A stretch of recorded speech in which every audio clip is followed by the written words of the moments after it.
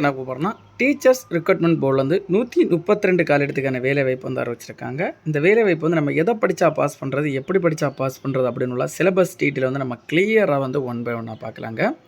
மொத்தமாக சேர்த்து associate professor போஸ்ட்டுக்கு வந்து 132 காலிடத்துக்கான வேலை வாய்ப்பு வந்து ஆரம்பிச்சிருந்தாங்க. இந்த வேலை வாய்ப்பு வந்து அப்ளை பண்ணுறதுக்கான டேட் வந்து லாஸ்ட் டேட் வந்து 3/3/2025 மார்ச் மாதம் முன்னாடி அப்ளை பண்ணுற மாதிரியும், டேட் ஆஃப் எக்ஸாமினேஷன் வந்து 11/5/2025 ஏப்ரல் மாதம் நடக்கிறப்பதாகவும் சொல்லியிருக்காங்க.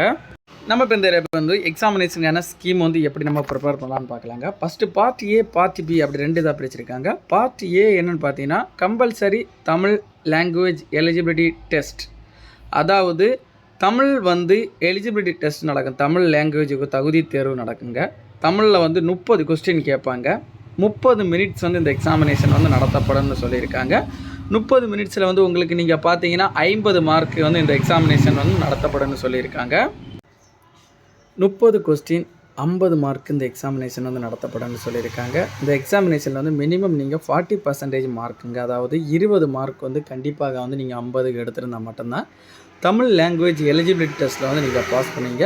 20 மார்க் எடுக்கலைன்னா உங்களுக்கு மெயின் சப்ஜெக்ட் நீங்கள் செகண்ட் எழுதப்பட்ட எக்ஸாமினேஷன் வந்து கரெக்ஷன் பண்ணப்படாதுன்னு சொல்லியிருக்காங்க. 20 மார்க் எடுத்துருந்தீங்கன்னா நீங்கள் பாஸ் பண்ணிட்டீங்க. மெயின் சப்ஜெக்ட் எக்ஸாமினேஷன் வந்து OMR சீட்டில் வந்து எப்படி எழுதப்படுன்னு பார்த்தீங்கன்னா அதில் பார்ட் பி உங்களுக்கு அதில் 3 டிபார்ட்மெண்ட் போஸ்ட் கொடுத்துருக்காங்க. Assistant professor law PG level post, assistant professor law PG level வந்து மற்றொரு post, assistant professor pre law அப்படி 3 போஸ்ட்டுக்கான வேக்கன்சி வந்து ஆரம்பிச்சிருக்காங்க. இதில் வந்து நம்ம முதல் ரீதியில் நீங்கள் பார்த்தீங்கன்னா அசிஸ்டன்ட் ப்ரொஃபஸருக்கு நீங்கள் பார்த்தீங்கன்னா முதல்ல உங்களுக்கு கொஸ்டின் வந்து 175 கொஸ்டின் கேட்பாங்க. 175 மார்க்குங்க. ஒரு கொஸ்டினுக்கு வந்து 1 மார்க் வச்சு 175 மார்க் எக்ஸாமினேஷன் 3 மணி நேரம் நடத்தப்படும்னு சொல்லியிருக்காங்க. அதில் உங்களுக்கு மினிமம் குவாலிஃபிகேஷன் நீங்கள் பார்த்தீங்கன்னா ஜென்ரல் கேட்டகரியில் இருக்கவங்களுக்கு வந்து நீங்கள் பார்த்தீங்கன்னா 45%, அதாவது 78 mark. BC, BCM, MBC, DNC, SC, SC, ST கேண்டிடேட்ஸ்க்கெல்லாம் பார்த்தீங்கன்னா 35 மார்க் இருந்தால் போதுங்க. 61 மார்க் இருந்தாலும் நீங்கள் வந்து பாஸ் பண்ணியிருக்கீங்க.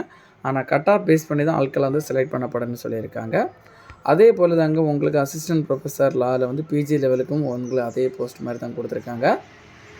அதனைத் தொடர்ந்து பார்த்தீங்கன்னா அசிஸ்டன்ட் ப்ரொஃபஸர் ப்ரீ லா போஸ்ட்டுக்கு பார்த்தீங்கன்னா அந்தந்த டிபார்ட்மெண்ட்டுக்கு அந்தந்த இது மாதிரிப்பட்ட கொஸ்டின் வந்து கேட்கப்படும். அதுலேயுமே பார்த்தீங்கன்னா 175 கொஸ்டின் 175 மார்க்கு வந்து நடத்தப்படும்.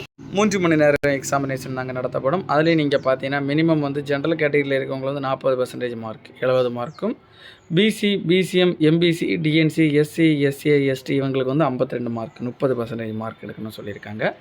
நம்ம இப்போ பார்த்த இந்த டீட்டெயில் தாங்க உங்களுக்கு இந்த வேலை வாய்ப்புக்கான மெயின் ரிட்டன் எக்ஸாமினேஷன் மற்றும் தமிழ் எலிஜிபிலிட்டி டெஸ்ட் எனக்கான எக்ஸாமினேஷனுங்க. இந்த எக்ஸாமினேஷனில் வந்து நீங்கள் பாஸ் பண்ணிட்டீங்கன்னா உங்களுக்கு டாக்குமெண்ட் வெரிஃபிகேஷன் மூலம் வந்து ஆட்கள் செலக்ட் பண்ணப்படும்னு சொல்லியிருக்காங்க.